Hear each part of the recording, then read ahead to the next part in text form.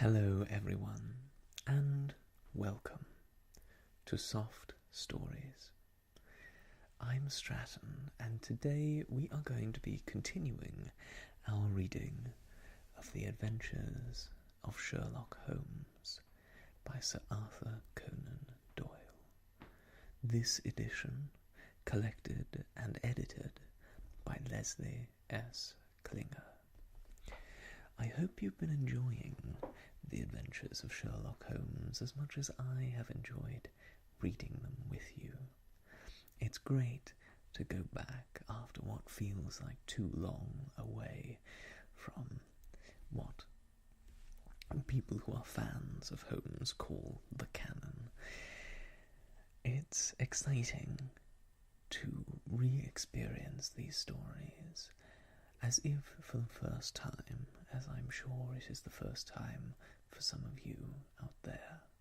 I'm glad to be sharing them with you, and this particular adventure is one of my favourites, and I am excited to share it with you today. So without further ado, let us begin this episode of Soft Stories with the story entitled The Adventure of the Engineer's Thumb. As always, I will begin this tale with the small introduction which Mr. Klinger attaches to each of them. The Engineer's Thumb is the only case ever brought to Holmes by Dr. Watson himself. When a late-night call from a thumb-deprived patient rouses Watson, he displays good sense, if not good doctoring, in whisking his patient over to see Holmes. Here a strange tale of German counterfeiters unfolds, in which we meet the first of the many corrupt colonels who populate the canon. There is little actual detection in the tale, and Holmes appears to take scant interest in catching the crooks. The physical evidence of the titular amputation seems incongruous with the explanation offered by the young Victor Hatherley, and we may be left to wonder whether he is covering up for his own criminal activities.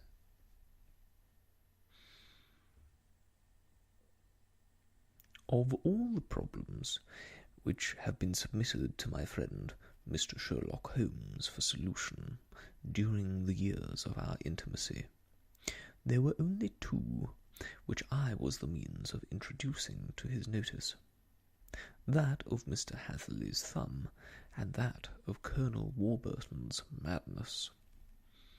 Of these, the latter may have afforded a finer field for an acute and original observer, but the other was so strange in its inception, and so dramatic in its details, that it may be the more worthy of being placed upon record, even if it gave my friend fewer openings for those deductive methods of reasoning by which he achieved such remarkable results.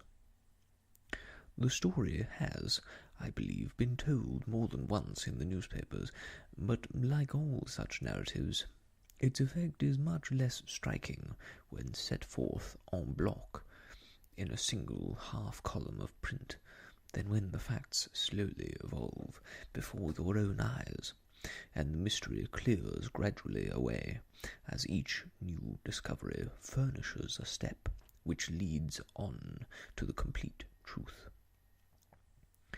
At the time, the circumstances made a deep impression upon me, and the lapse of 2 years has hardly served to weaken the effect. It was in the summer of '89, not long after my marriage, that the events occurred which I am now about to summarize. I had returned to civil practice, and had finally abandoned Holmes in his Baker Street rooms, though I continually visited him, and occasionally even persuaded him to forego his bohemian habits so far as to come to visit me. My practice had steadily increased, and as I happened to live at no very great distance from Paddington Station, I got a few patients from among the officials. One of these, whom I had cured of a painful and lingering disease, was never weary of my advertising my virtues, and he endeavoured to send me on every sufferer over whom he might have any influence. One morning, at a little before 7 o'clock, I was awakened by the maid tapping at the door to announce that 2 men had come from Paddington, and were waiting in the consulting room. I dressed hurriedly, for I knew by experience that railway cases were seldom trivial, and hastened downstairs. As I descended, my old ally, the guard, came out of the room and closed the door tightly behind me.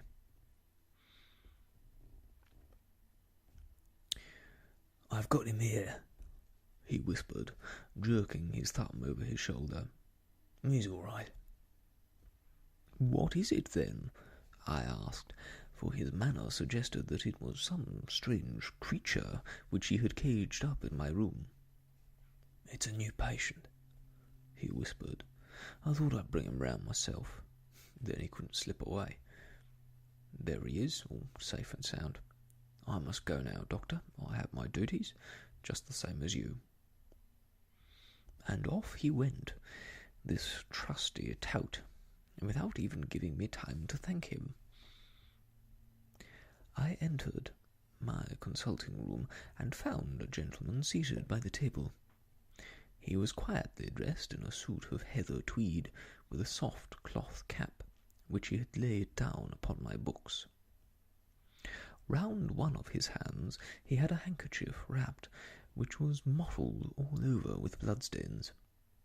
He was young, not more than 25, I should say, with a strong masculine face. But he was exceedingly pale, and gave me the impression of a man who was suffering from some strong agitation, which it took all his strength of mind to control. "I am sorry to knock you up so early, Doctor," said he, "but I have had a very serious incident during the night.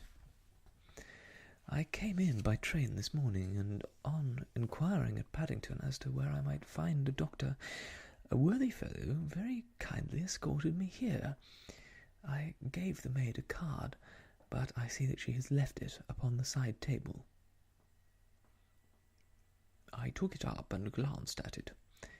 "Mr. Victor Hatherley, hydraulic engineer, 16A, Victoria Street, 3rd floor."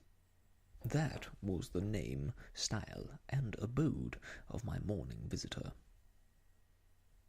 "I regret that I have kept you waiting," said I, sitting down in my library chair. "You are fresh from a night journey, I understand, which is in itself a monotonous occupation." "Oh, my night could not be called monotonous," said he, and laughed. He laughed very heartily, with a high, ringing note, leaning back in his chair and shaking his sides.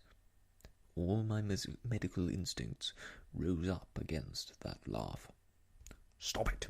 I cried. "Pull yourself together!"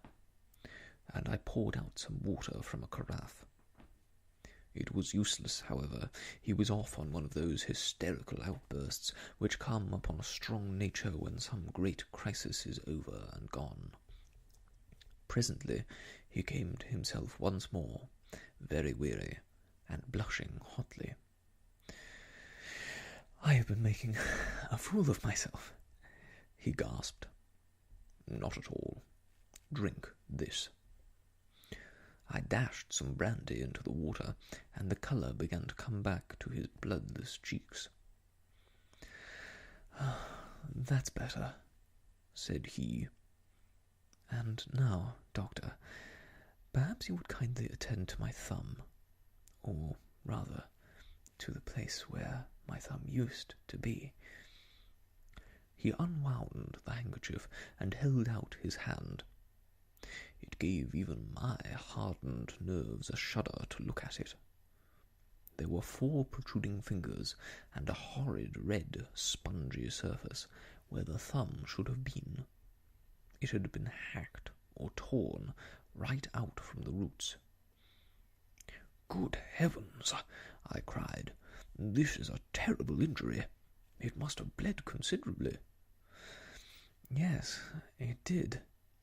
I fainted when it was done, and I think that I must have been senseless for a long time. When I came to, I found that it was still bleeding, so I tied one end of my handkerchief very tightly round the wrist and braced it up with a twig." Excellent. You should have been a surgeon. It's a question of hydraulics, you see, and came within my own province. "This has been done," said I, examining the wound, "by a very heavy and sharp instrument." "A thing like a cleaver," said he. "An accident, I presume?" "By no means." "What, a murderous attack?" "Very murderous indeed. You horrify me." I sponged the wound, cleaned it, dressed it, and finally covered it over with cotton wadding and carbolized bandages. He lay back without wincing, though he bit his lip from time to time. "How is that?" I asked when I had finished. "Capital. Between your brandy and your bandage, I feel a new man. I was very weak, but I have had a good deal to go through." "Perhaps you had better not speak of the matter. It is evidently trying on your nerves." "Oh, no, not now.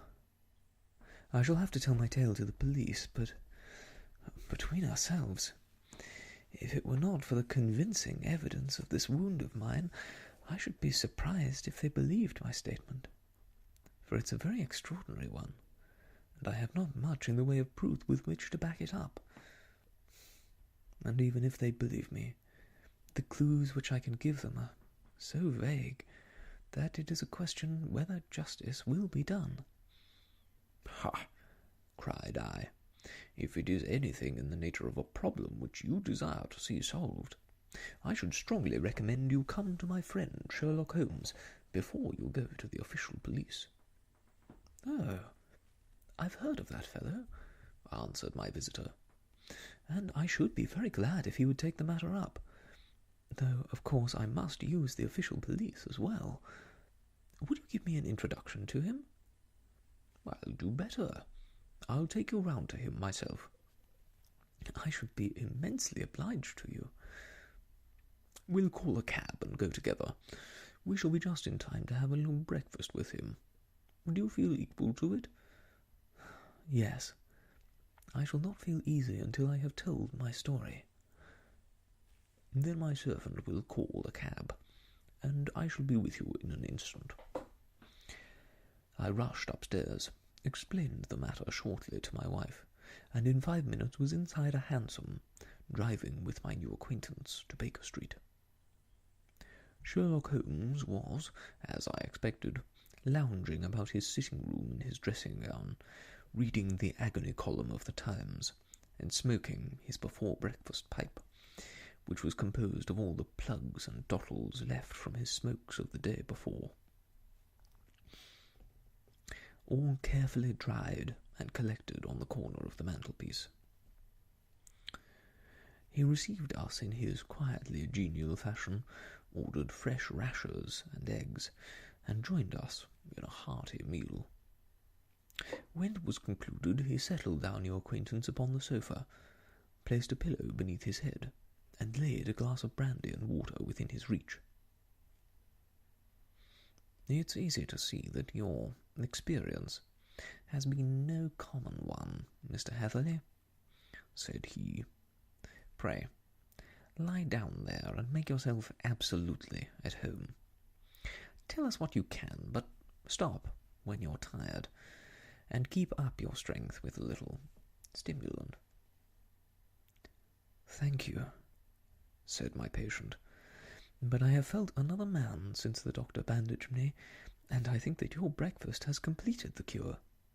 I shall take up as little of your valuable time as possible, so I shall start at once upon my peculiar experiences." Holmes sat in his big armchair with the weary, heavy-lidded expression which veiled his keen and eager nature, while I sat opposite to him, and we listened in silence to the strange story which our visitor detailed to us.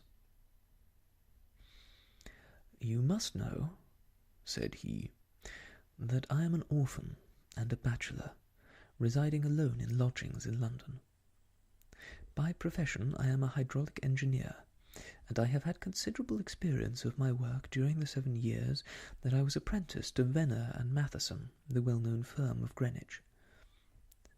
2 years ago, having served my time, and having also come into a fair sum of money through my poor father's death, I determined to start in business for myself, and took professional chambers in Victoria Street. I suppose that everyone finds his first independent start in business a dreary affair. To me it has been exceptionally so. During 2 years I have had 3 consultations and 1 small job, and that is absolutely all that my profession has brought me. My gross takings amount to £27.10. Every day, from 9 in the morning until 4 in the afternoon, I waited in my little den, until at last my heart began to sink, and I came to believe that I should never have any practice at all. Yesterday, however, just as I was thinking of leaving the office, my clerk entered to say that there was a gentleman waiting, who wished to see me upon business.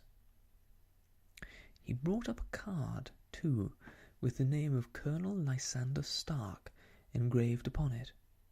Close at his heels came the colonel himself, a man rather over the middle size, but of exceeding thinness.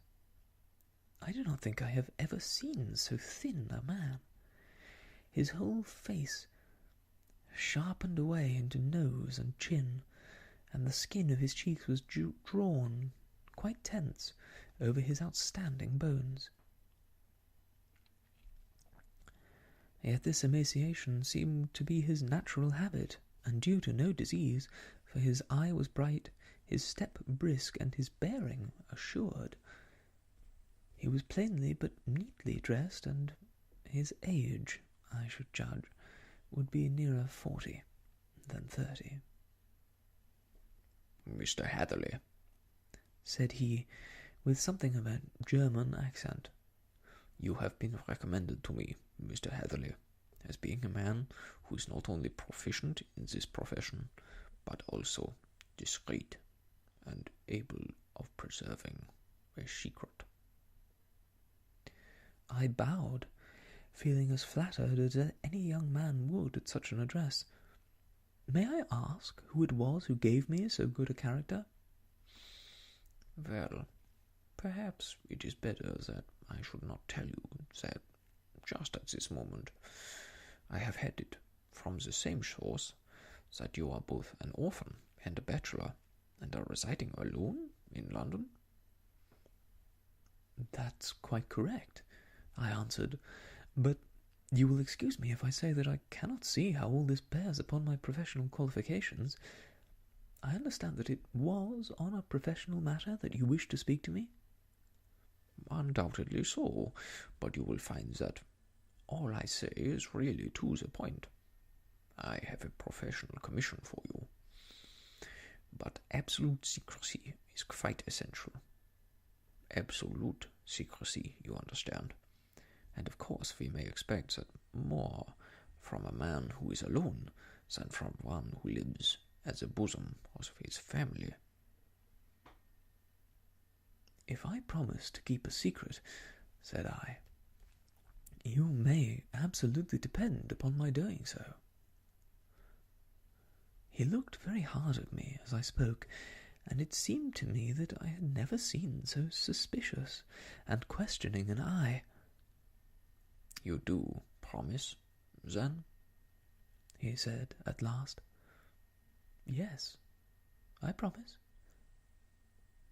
"Absolute and complete silence before, during, and after. No reference to the matter at all, either in word or writing." "I have already given you my word on it." "Very good." He suddenly sprang up, and darting like lightning across the room, he flung open the door. The passage outside was empty. "That's all right," said he, coming back. "I know the clerks are sometimes curious as to their master's affairs. Now we can talk in safety."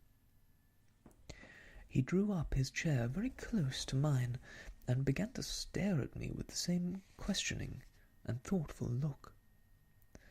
A feeling of repulsion and of something akin to fear began to rise within me at the strange antics of this fleshless man. Even my dread of losing a client could not restrain me from showing my impatience. "I beg that you will state your business, sir," said I. "My time is of value." Heaven forgive me for that last sentence, but the words came to my lips. "How would 50 guineas a night for a night's work suit you?" he asked. "Most admirably." "I say a night's work, but an hour's would be nearer the mark.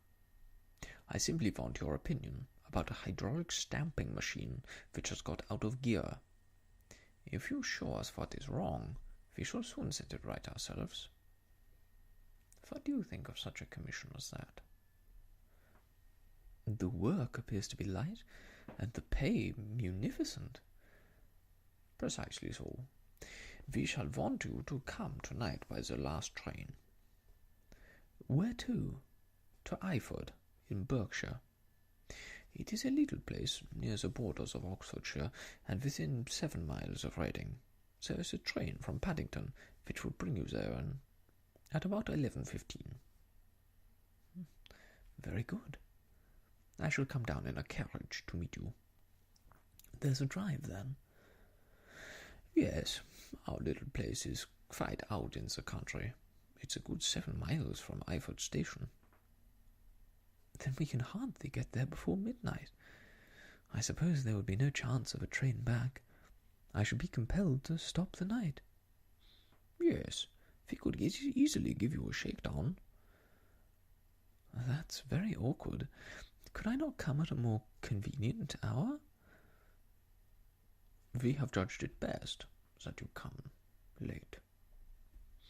It is to recompense you for any inconvenience that we are paying you, a young and unknown man, a fee which would buy the opinion from the very heads of your profession. Still, of course, if you would like to draw out the business, there is plenty of time to do so." I thought of the 50 guineas, and of how very useful they would be to me. "Not at all," said I. "I shall be very happy to accommodate myself to your wishes. I should like, however, to understand a little more clearly what it is that you wish me to do." "Quite so. It's very natural that the pledge of secrecy which we have extracted from you should have aroused your curiosity. I have no wish to commit you to anything without your having all laid before you. I suppose that we are absolutely safe from eavesdroppers?" "Entirely." "Then the matter stands thus. You are probably aware that fuller's earth is a valuable product, that it is only found in 1 or 2 places in England?" "I've heard so." "Some little time ago I bought a small place, a very small place, within 10 miles of Reading. I was fortunate enough to discover that there was a deposit of fuller's earth in one of my fields. Upon examining it, however, I found that this deposit was a comparatively small one, and that it formed a link between two much larger ones upon the right and left, both of them, however, in the grounds of my neighbours. These good people were absolutely ignorant that their land contained that which was quite as valuable as a gold mine. Naturally, it was to my interest to buy their land before they discovered its true value, but unfortunately I had no capital by which I could do this. I took a few of my friends into the secret, however, and they suggested that we should quietly and secretly work our own little deposit, and that in this way we should earn the money which would enable us to buy the neighboring fields. This we have now been doing for some time, and in order to help us in our operations, we erected a hydraulic press. This press, as I have already explained, has got out of order, and we wish your advice upon the subject. We guard our secret very jealously, however, and if it once became known that we had hydraulic engineers coming to our little house, it would soon rouse inquiry, and then, if the facts came out, it would be goodbye to any chance of getting these fields and carrying out our plans. That is why I have made you promise me that you will not tell a human being that you are going to Eiffel tonight. I hope that I make it all plain. I quite follow you, said I. The only point which I could not quite understand was what use you could make of a hydraulic press in excavating fuller's earth, which, as I understand, is dug out like gravel from a pit. Ah, he said, carelessly, we have our own process. We compress the earth into bricks, so as to remove them without revealing what they are. But that is a mere detail. I have taken you fully into my confidence now, Mr. Heatherley, and I have shown how I trust you. He rose as he spoke. I shall expect you, then, at Eyford at 11:15. I shall certainly be there. And not a word to a soul. He looked at me with a last, long, questioning gaze, and then, pressing my hand in a cold, dank grasp, he hurried from the room.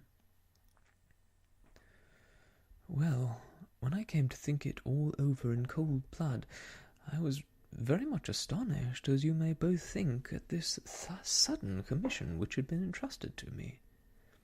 On the one hand, of course, I was glad, for the fee was at least tenfold what I should have asked had I set a price upon my own services, and it was possible that this order might lead to other ones. On the other hand, the face and manner of my patron had made an unpleasant impression upon me, and I could not think that his explanation of the fuller's earth was sufficient to explain the necessity for my coming at midnight, and his extreme anxiety lest I should tell anyone of my errand. However, I threw all my fears to the winds, ate a hearty supper, drove to Paddington, and started off, having obeyed to the letter the injunction as to holding my tongue. At Reading I had to change not only my carriage, but my station. However, I was in time for the last train to Eyford, and I reached the little dim-lit station after 11 o'clock. I was the only passenger who got out there, and there was no one upon the platform save a single sleepy porter with a lantern. As I passed out through the wicket gate, however, I found my acquaintance of the morning waiting in the shadow upon the other side. Without a word he grasped my arm and hurried me into a carriage, the door of which was standing open. He drew up the windows on either side, tapped on the woodwork, and away we went as hard as the horses could go. "One horse or multiple?" interjected Holmes. "Only one." "Did you observe the colour Yes, I saw it by the sidelights when I was stepping into the carriage. It was chestnut. Tired-looking or fresh? Oh, fresh and glossy. Thank you. I am sorry to have interrupted you. Pray, continue your most interesting statement. Away we went, then, and we drove for at least an hour. Colonel Lysander Stark had said that it was only 7 miles, but I should think, from the rate that we seemed to go, and from the time that we took, that it must have been nearer 12. He sat at my side in silence all the time, and I was aware, more than once when I glanced in his direction, that he was looking at me with great intensity. The country roads seemed to be not very good in that part of the world, for we lurched and jolted terribly. I tried to look out of the windows to see something of where we were, but they were made of frosted glass, and I could make out nothing save the occasional blur of a passing light. Now and then I hazarded some remark to break the monotony of the journey, but the colonel answered only in monosyllables, and the conversation soon flagged.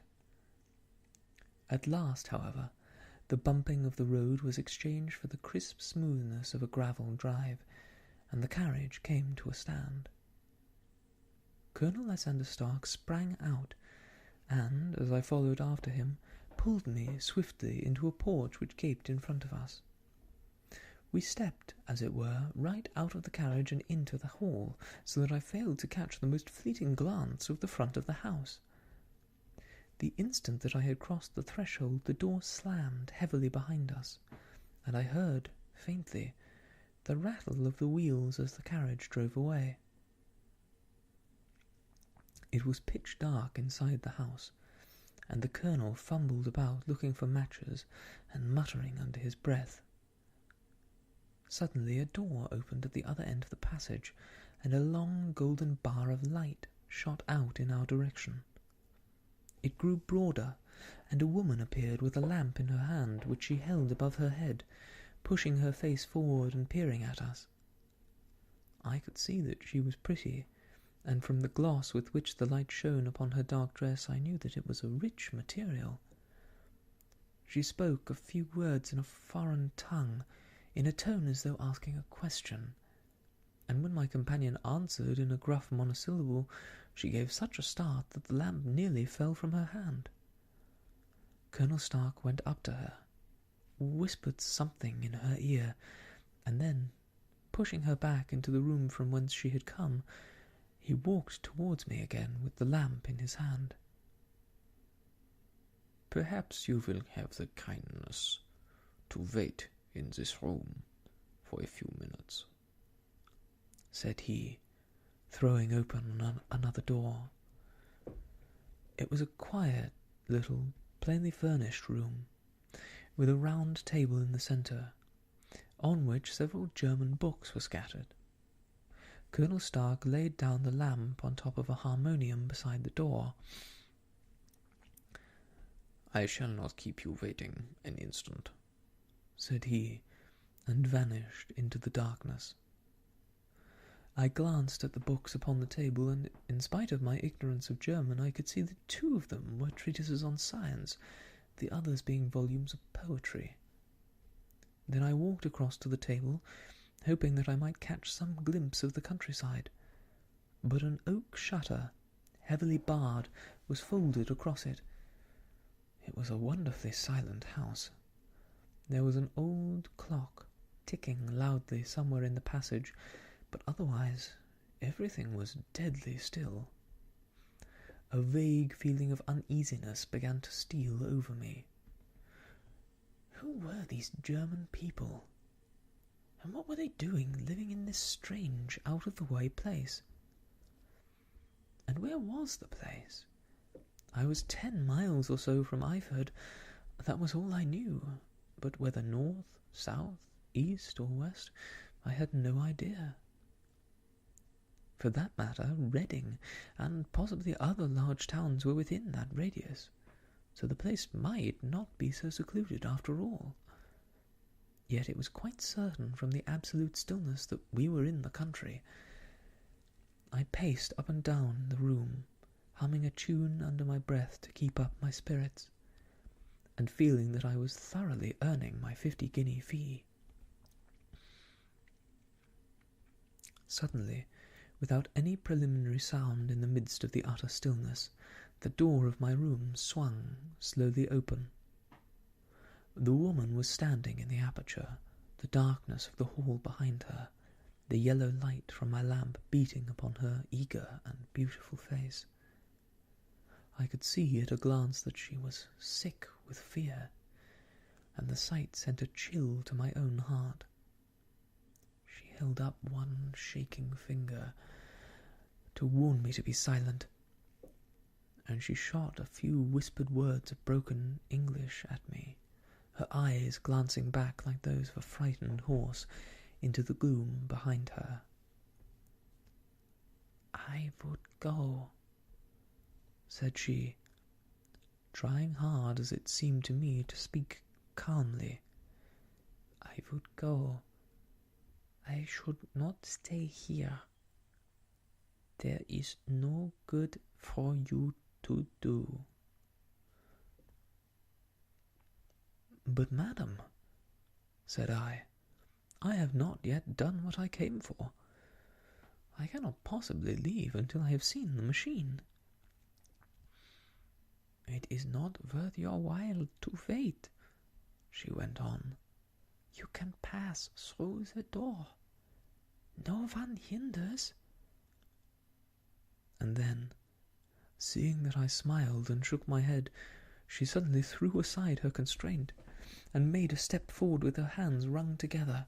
"For the love of heaven," she whispered, "get away from here before it is too late." But I am somewhat headstrong by nature, and the more ready to engage in an affair when there is some obstacle in the way. I thought of my 50-guinea fee, of my wearisome journey, and of the unpleasant night which seemed to be before me. Was it all to go for nothing? Why should I slink away without having carried out my commission, and without the payment which was my due? This woman might, for all I know, be a monomaniac. With a stout bearing, therefore, though her manner had shaken me more than I cared to confess, I still shook my head and declared my intention of remaining where I was. She was about to renew her entreaties when a door slammed overhead, and the sound of several footsteps was heard upon the stair. She listened for an instant, threw up her hands with a despairing gesture, and vanished as suddenly and as noiselessly as she had come. The newcomers were Colonel Lysander Stark and a short, thick man with a chinchilla beard, growing out of the creases of his double chin, who was introduced me as Mr. Ferguson. "This is my secretary and manager," said the Colonel. "By the way, I was under the impression that I left this door shut when I left. I fear that you have fed the draft." "On the contrary," said I opened the door myself, because I felt the room to be a little close. He shot one of his suspicious glances at me. "Perhaps we had better proceed to business, then," said he. "Mr. Ferguson and I will take you to see the machine." "I had better put my hat on, I suppose." "Oh, no. It is in the house." "What? Do you dig Fuller's earth in the house?" No, this is only where we press it. But never mind that. All we wish you to do is examine the machine, and to let us know what is wrong with it." We went upstairs together, The colonel first with the lamp, the fat manager and I behind him. It was a labyrinth of an old house, with corridors, passages, narrow winding staircases, and little low doors, the thresholds of which were hollowed out by the generations who had crossed them.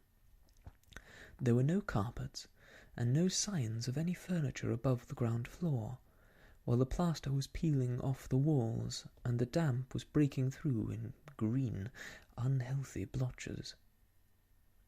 I tried to put on as unconcerned an air as possible, but I had not forgotten the warnings of the lady, even though I disregarded them, and I kept a keen eye upon my two companions.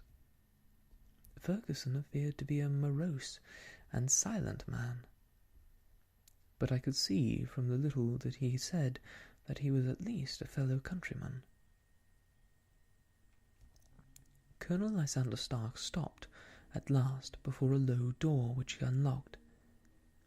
Within was a small square room in which the three of us could hardly get at one time. Ferguson remained outside, and the colonel ushered me in. "We are now," he said, "actually within the hydraulic press, and it would be a particularly unpleasant thing for any of us if anyone were to turn it on. The ceiling of this small chamber is really the end of the descending piston, and it comes down with the force of many tons upon this metal floor. There are small lateral columns of water outside which receive the force and which transmit it and multiply it in the manner which is familiar to you. The machine goes readily enough, but there is some stiffness in the working of it, and it has lost a little of its force. Perhaps you will have the goodness to look it over and to show us how we can set it right." I took the lamp from him, and I examined the machine very thoroughly. It was indeed a gigantic one, and capable of exercising enormous pressure. When I passed outside, however, and pressed down the levers which controlled it, I knew at once by the whishing sound that there was a slight leakage, which allowed a regurgitation of water through one of the side cylinders. An examination showed that one of the india-rubber bands which was round the head of a driving rod had shrunk so as to not quite fill the socket along which it worked. This was clearly the cause of the loss of power, and I pointed it out to my companions, who followed my remarks very carefully, and asked several practical questions as to how they should proceed to get it right. When I had made it clear to them, I returned to the main chamber of the machine, and took a good look at it to satisfy my own curiosity. It was obvious at a glance that the story of the fuller's earth was the merest fabrication, for it would be absurd to suppose that so powerful an engine could be designed for so inadequate a purpose. The walls were of wood, but the floor consisted of a large iron trough, and when I came to examine it, I could see a crust of metallic deposit all over it. I had stooped and was scraping at this to see exactly what it was, when I heard a muttered exclamation in German, and saw the cadaverous face of the colonel looking down at me. "What are you doing there?" he asked. I felt angry at having been tricked by so elaborate a story as that which he had told me. "I was admiring your fuller's earth," said I. "I think that I should be better able to advise you as to your machine if I knew what the exact purpose was for which it was used." The instant that I uttered the words, I regretted the rashness of my speech. His face set hard, and a baleful light sprang up in his grey eyes. "Very well," said he. "You shall know all about the machine." He took a step backward, slammed the little door, and turned the key in the lock. I rushed towards it and pulled at the handle, but it was quite secure, and did not give in the least to my kicks and shoves. "Hullo!" I yelled. "Hello, Colonel, let me out!"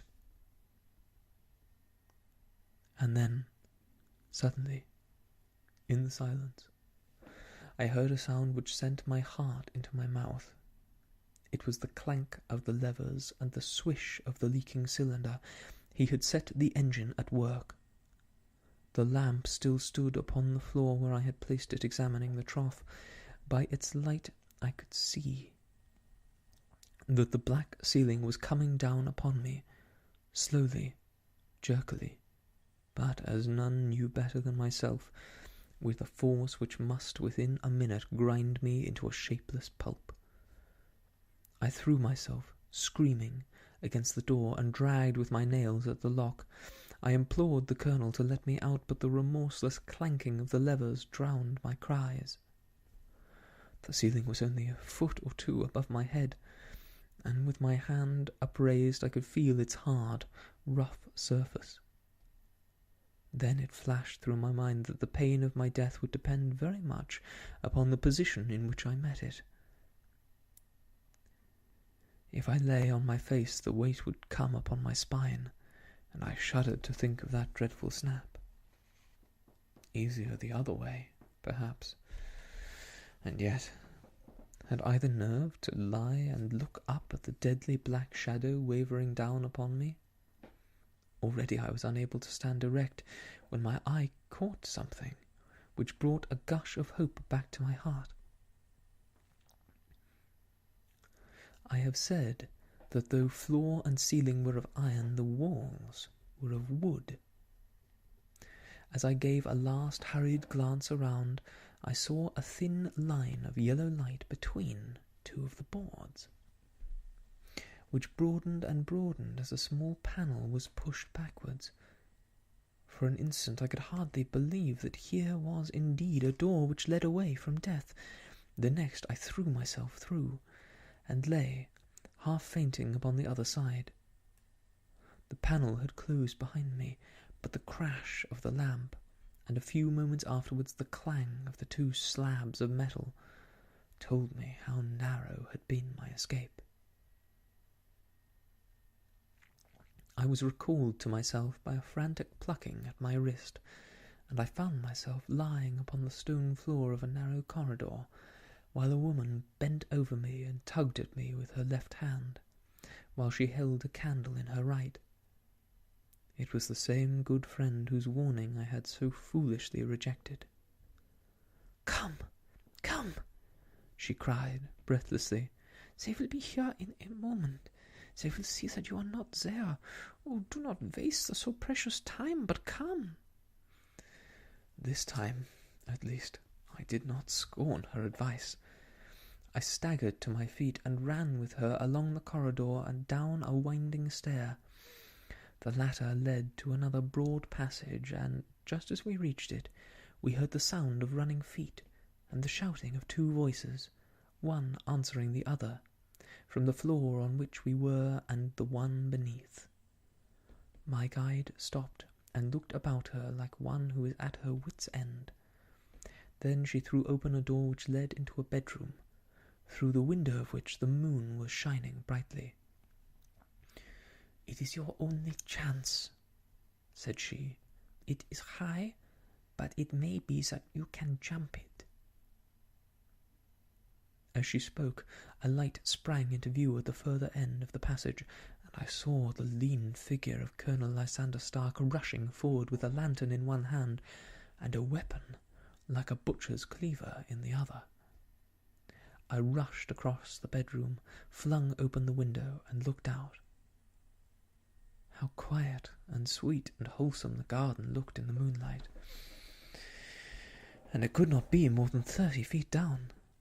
I clambered out upon the sill, but I hesitated to jump until I should have heard what passed between my saviour and the ruffian who pursued me. If she were ill-used, then any risks I was determined to go back to her assistance. The thought had hardly flashed through my mind before he was at the door, pushing his way past her, but she threw her arms round him and tried to hold him back. "Fritz, Fritz," she cried in English. Remember your promise after the last time. You said it should not be again. He will be silent. Oh, he will be silent. You are mad, Elise, he shouted, struggling to break away from her. You will be the ruin of us. You have seen too much. Let me pass, I say. He dashed her to one side, and rushing to the window, cut at me with his heavy weapon. I had let myself go, and was hanging with my fingers in the window slot and my hands across the sill, when his blow fell. I was conscious of a dull pain, my grip loosened, and I fell into the garden below. I was shaken, but not hurt by the fall, so I picked myself up and rushed off among the bushes as hard as I could run, for I understood that I was far from being out of danger yet.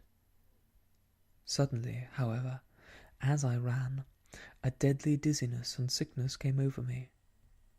I glanced down at my hand, which was throbbing painfully, and then, for the first time, saw that my thumb had been cut off, and that the blood was pouring from my wound.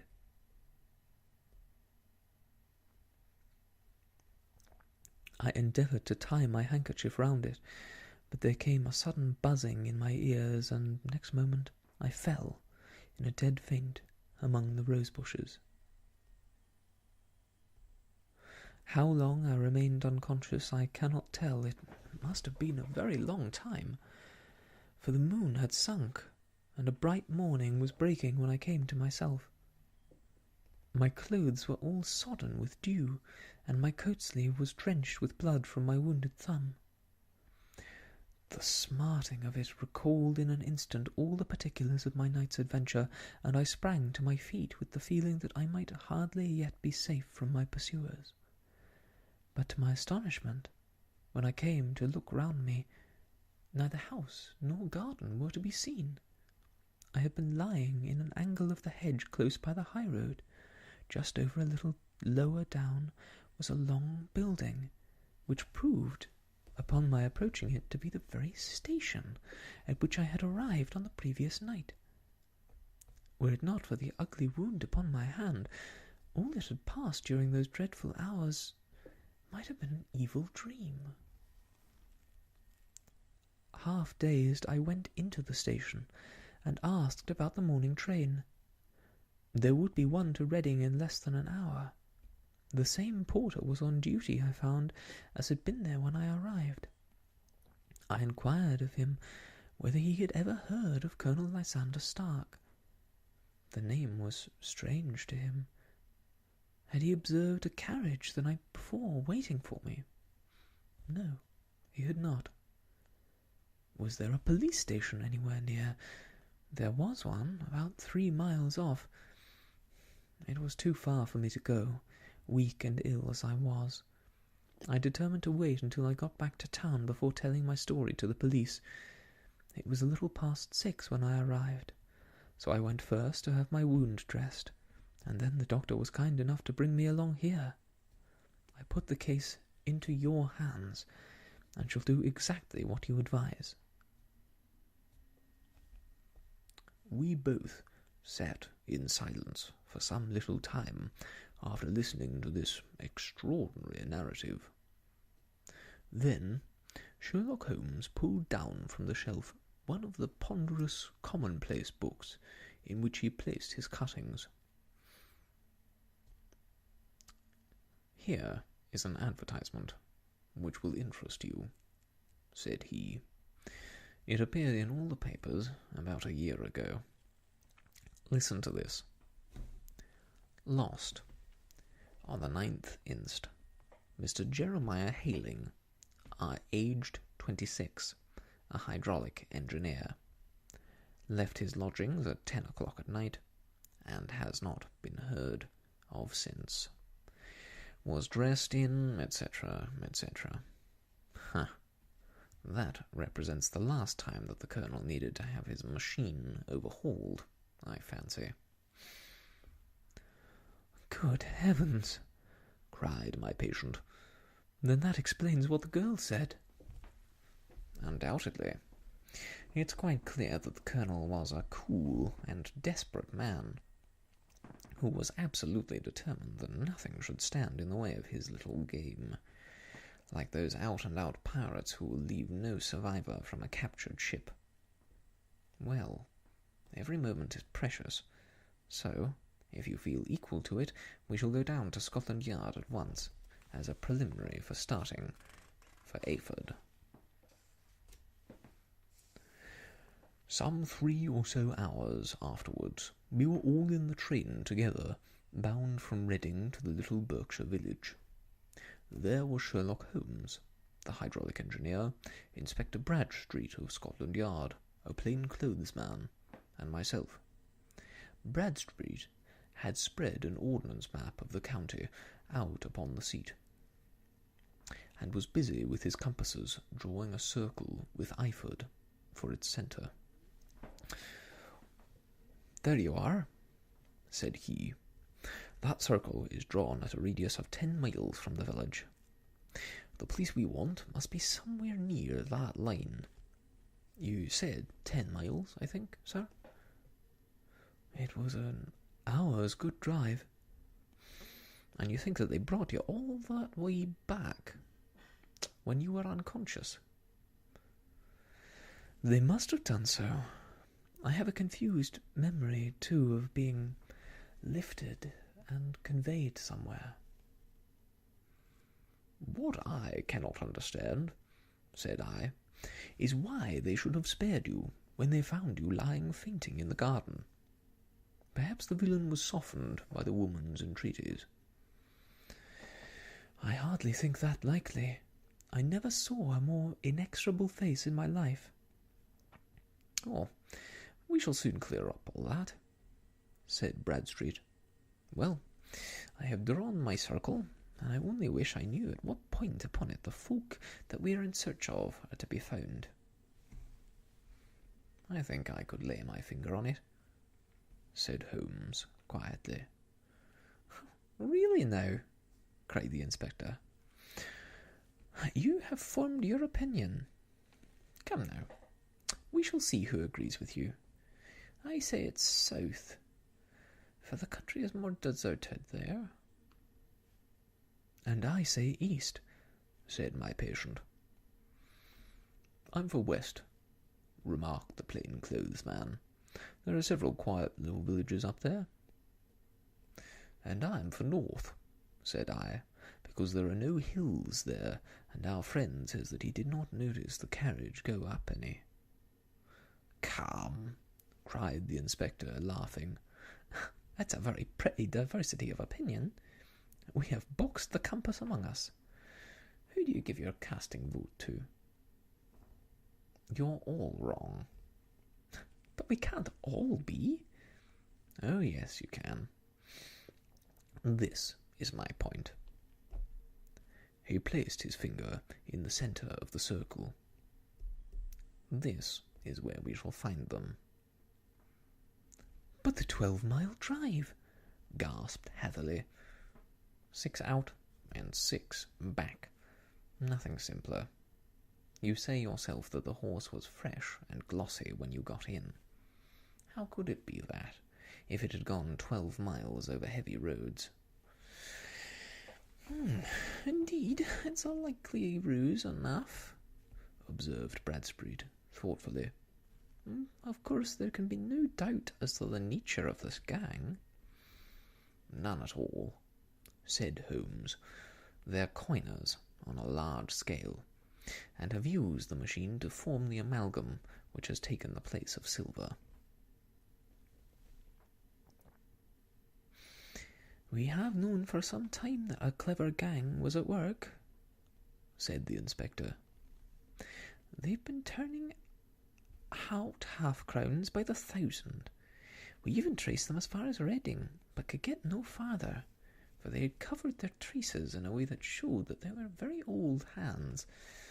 But now, thanks to this lucky chance, I think that we've got them right enough." But the inspector was mistaken, for those criminals were not destined to fall into the hands of justice. As we rolled into Eyford Station, we saw a gigantic column of smoke, which streamed up from behind a small clump of trees in the neighbourhood, and hung like an immense ostrich feather over the landscape. "A house on fire?" asked Bradstreet, as the train steamed off again on its way. "Yes, sir," said the station-master. "When did it break out?" "I hear that it was during the night, sir, but it's got worse, and the whole place is in a blaze." "Whose house is it?" "Dr. Beecher's." "Tell me," broke in the engineer, "is Dr. Beecher a German? Very thin, with a long, sharp nose?" The station-master laughed heartily. "No, sir, Dr. Beecher is an Englishman, and there isn't a man in the parish who has a better lined waistcoat. But he has a gentleman staying with him as a patient, I understand, who's a foreigner, and he looks as if a good Berkshire beef would do him no harm." The station-master had not finished his speech before we were all hastened in the direction of the fire. The road topped a low hill, and there was a great, widespread, whitewashed building in front of us, spouting fire at every chink and window, while in the garden in front 3 fire engines were vainly striving to keep the flames under. "That's it!" cried Hatherley in intense excitement. "There's the gravel drive, and there are the rose bushes where I lay. That second window is the one that I jumped from." "Well, at least," said Holmes, "you have had your revenge upon them. There can be no question that it was your oil lamp which, when it was crushed in the press, set fire to the wooden walls, though no doubt they were too excited in the chase after you to observe it at the time. Now, keep your eyes open in this crowd for your friends of last night, though I very much fear that they are a good 100 miles off by now." And Holmes's fear came to be realized, for from that day to this no word has ever been heard either of the beautiful woman, the sinister German, or the morose Englishman. Early that morning a peasant had met a cart containing several people and some very bulky boxes driving rapidly in the direction of Reading, but there all traces of the fugitives disappeared, and even Holmes's ingenuity failed ever to discover the least clue to their whereabouts. The firemen had been much perturbed at the strange arrangements which they had found within, and still more so by discovering a newly severed human thumb upon a window-sill of the second floor. About sunset, however, their efforts were at last successful, and they subdued the flames, but not before the roof had fallen in, and the whole place been reduced to such absolute ruin that, save for some twisted cylinders and iron piping, not a trace remained of the machinery which had cost our unfortunate acquaintance so dearly. Large masses of nickel and of tin were discovered stored in an outhouse, but no coins were to be found, which may have explained the presence of those bulky boxes which have already been referred to. How our hydraulic engineer had been conveyed from the garden to the spot where he recovered his senses might have remained for ever a mystery, were it not for the soft mould which told us a very plain tale. He had evidently been carried down by 2 persons, one of whom had remarkably small feet, and the other unusually large ones. On the whole, it was most probable that the silent Englishman, being the less bold or less murderous than his companion, had assisted the woman to bear the unconscious man out of the way of danger. "Well," said our engineer ruefully, as we took our seats to return once more to London, "it has been a pretty business for me. I lost my thumb, and I have lost a 50-guinea fee. And what have I gained?" "Experience," said Holmes, laughing. Indirectly, it may be of value, you know. You have only to put it into words to gain the reputation of being excellent company for the remainder of your existence. And that is the end of the adventure of the engineer's thumb. I hope you enjoyed it. I have mentioned before that I really enjoy this story, and I think that it does hold up. What really captivates me is that it continues, even after the end of the story, to be a mystery without resolution. Who were these people? Who was this woman? What relation did she have to the man? Was she his sister, his wife, some other confederate in the criminal enterprise? What became of them after the events of the story? I like those what-ifs, those potential questions that might have at some point been the foundation for another story, even a story that we will never hear.